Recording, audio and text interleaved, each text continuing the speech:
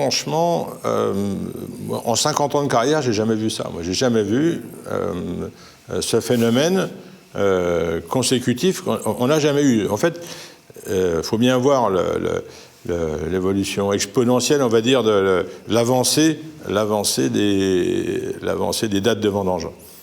On parle du réchauffement climatique, ce qui est d'ailleurs qui n'est pas le mot juste, mais en fait, simplement la vigne elle-même aussi, la qualité des soins qu'on amène à la vigne a amené tout doucement, a fait avancer tout doucement les dates de vendange. Et cette année, on a un phénomène particulier que je n'avais jamais vu, c'est qu'on avait à la fois la maturité phénolique, de très tôt, on aurait pu vendanger le 15 août sans aucun problème, peut-être même encore avant, et en même temps, à la suite, on va dire, on avait une espèce de concentration des jus, et c'est ça qui est remarquable parce que cette concentration, elle concentre aussi bien les sucres que les acides. Donc, et alors une concentration aromatique extraordinaire. Moi, ça me fait penser au Tokai, ça me fait penser au vin d'Egon-Müller, ça me fait penser à des vins comme ça. C'est des choses qu'on n'a jamais vues parce que d'habitude, en Champagne, concentration et maturité, c'est antinomique. Normalement, dans la maturité, les sucres montent, l'acidité descend.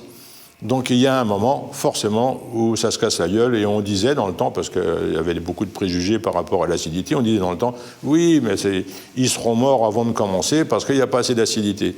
Là, ce qui est intéressant, c'est que cette avance de vendange, d'ailleurs, qui pose plein de questions, par exemple, fractionner la vendange. On va être obligé maintenant en Champagne d'avoir des vendanges fractionnées. Ça, c'est une réalité. Il va falloir s'y habituer, parce que sinon, on ne rentrera pas les bons raisins. Ça, c'est sûr.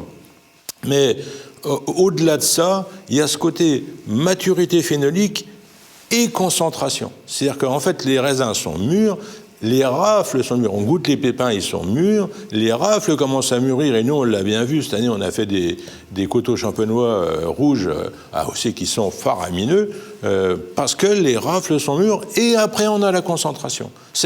Il y a une superposition, alors c'est pas comme ça, c'est pas l'un après l'autre, c'est une superposition, mais l'un ne contrarie pas l'autre. Et ça, je n'ai jamais vu ça en 50 ans de carrière, je n'ai jamais vu ça.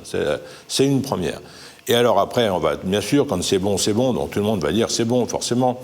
Je pense que dans la trilogie qu'on vient de suivre, dont tout le monde parle, 18, 19, 20, c'est quand même quelque chose d'extraordinaire. 18, c'était extrêmement généreux, des millésimes, comme on a vu souvent en Champagne, très généreux, avec des raisins mûrs et des mûrs de raisins. Ça arrive de temps en temps, c'est comme ça. 19, on était sur un très bel équilibre de vendange.